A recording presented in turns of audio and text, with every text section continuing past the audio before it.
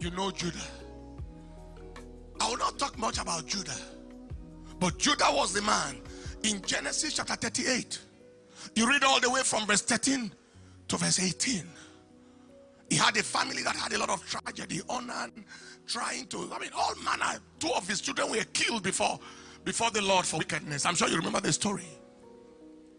And then one, the wife of one, her name was Tamar, I think the wife of Sheila also, was waiting for her father-in-law to make her to marry one of the children, but he didn't. And then she pretended to be a harlot by the wayside. How many of you remember the story? And Judah, let's read it, 13. And it was told Tamar, saying, behold, thy father-in-law goeth up to Timnath to shear his sheep. And she put her widow's garments off from off her, and covered her with a veil, and wrapped herself, and sat in an open place, which is by the way of to Timnath. For she saw that Sheila was grown, and she was not given unto him to wife. When Judah saw her, he thought her to be a harlot, because she had covered her face. And he returned unto her by the way and said, go to, I pray thee, let me come in unto you. Judah, patronizing prostitute. For he knew not that she was his daughter-in-law. And she said, what will you give me so you can come unto me? And he said, I will send you a kid from the flock. And he said, will you also give me a pledge till you send it? Yes. What pledge shall you give me? And she said, shall I give it? And she said, thy signet, thy bracelets, and thy staff that is in thine hand. And he gave it to her. All these things are too important. Bracelet, staff, symbol of authority, signet, signature. Wow. And he gave it unto her. We'll talk about this another day, because these are the kinds of transactions people enter into. And he gave it unto her, and he came in unto her, and she conceived by him. And she arose and went away, and laid by her veil from her, and put on the garments of her widowhood. And Judah sent the kid by the hand of his friend the Adullamite to receive his pledge, what he gave from the woman's hand, but he found her not. And he said to the men of that place, saying, where is the harlot that was openly by the wayside? And they said, there was no harlot in this place. And he returned to Judah and said, I cannot find her. Long story made short, later on, they said, this Judah's daughter-in-law, Tamar, is now pregnant. Judah said, bring her, let her be set on fire for misbehaving. And she said, take this staff to Judah and tell him, this child belongs to the owner of this staff.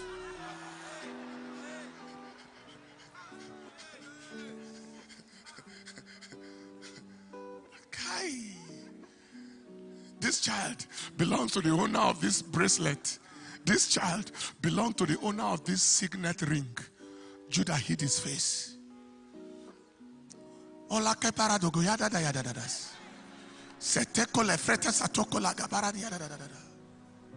was how Judah established his life and his family's foundation on very prolific, immoral, and incestuous line.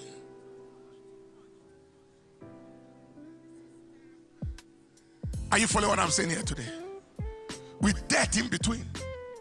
You see the manifestation of it exploded in David. David took someone's wife, killed a man in the battlefield. Then David's son, Ammon, took his sister, bearing the same name like this woman, Tamar. Incest. Then Absalom killed Ammon. Then Absalom lined up 10 of his father's wives and slept with all of them in the front of all Israel.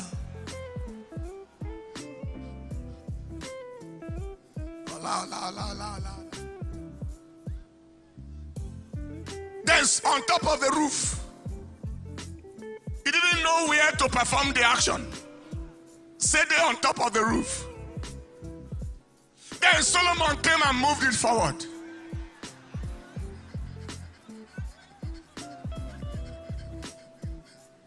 He He went to advanced level. He went to advanced level, postgraduate diploma in Judaic affairs. And then Rehoboam came. He shifted it forward. It began from the foundation of their father's house. There are some people who cannot understand their behavior. What is moving me? Why am I acting like this? Why am I lying like this? Why am I cheating like this? Why am I stealing like this? Why can't I control myself? It was coming from a foundation.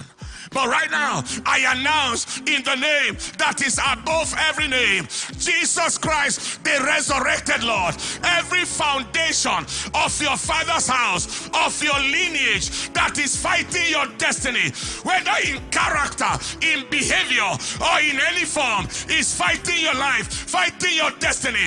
I declare this foundation collapses today. If you're saying amen, shout the loudest amen. If you're saying amen, shout the loudest amen. Say after me, say, every evil foundation of my life, of my family, of my destiny is ending today. Somebody scream fire.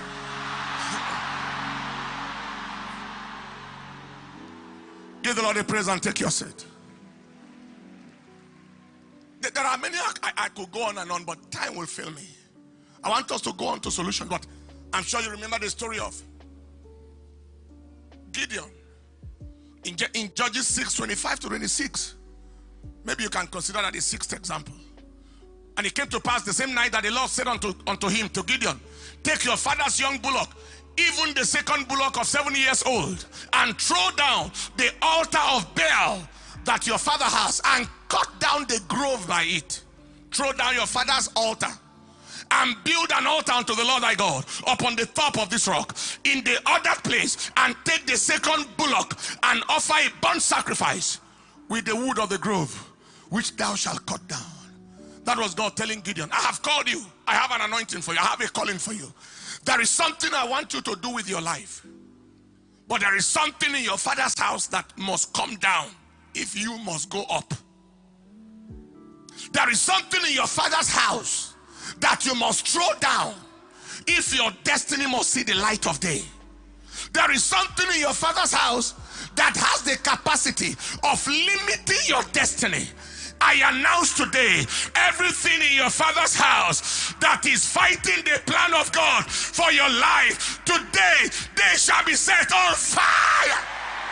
Hey, everything in your father's house that say your voice should not be heard, that say your destiny should not see the light of day, today they are set on fire.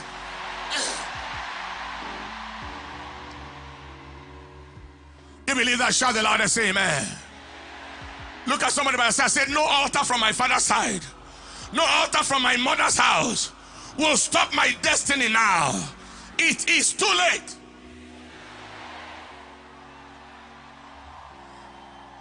Give the Lord the praise as you take your seat.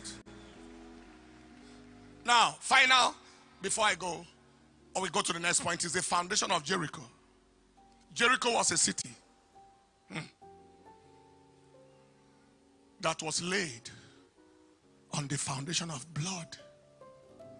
In 1 Kings chapter 16 verse 34, in his days, I'm sure it was the days of Ahab, did Hiel the Bethelite build Jericho. He laid the foundation of Jericho in his firstborn, Abiram. That is, he needed to sacrifice a son to build a city. He laid the foundation in his firstborn, and he set up the gates in his youngest son. Two people died. 2 people were given up. 2 people were sacrificed for a city to be built. What do you think will be the future of such a city?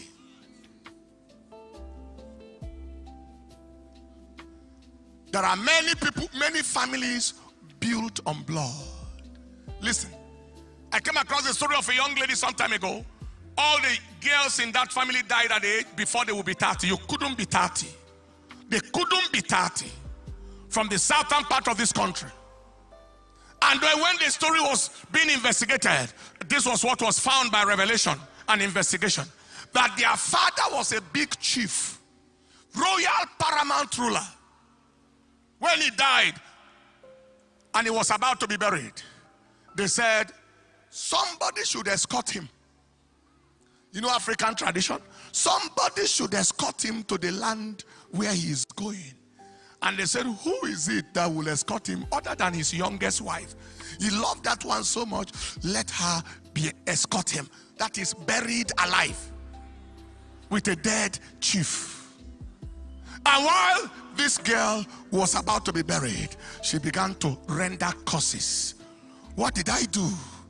Why will you bury me alive? I vow that in this family, none of your young ladies will reach this age before they die. She was about 30, going to 30. None. If you say I shouldn't live, you won't have any daughter in your lineage cross this age. Every time they will be 30, before their 30th birthday, they are gone. Their 30th birthday, they are gone. Because there was a bloody foundation that was laid for their lineage. Am I communicating? There are families whose parents dealt massively with slaves, big slave traders, and they bury slaves alive with some of these people. And they see terrible repercussions on their lineage. A family who had great name in time past, everybody is a pauper today. Do you understand what I'm saying? Big name before, all paupers today because of terrible, abominable transactions and behaviors. But the good news is that is why the cross of Calvary exists. That is why Jesus came to die, so that this can be reversed. Is somebody here? I announce today, every blood sacrifice, every blood sacrifice, every blood sacrifice that is at the foundation of your family, at the foundation of your destiny, I declare the blood sacrifice is reversed and cancelled. Is reversed and cancelled. Is annulled. Somebody shout power. Somebody shout power. Say after me, say, today is my day.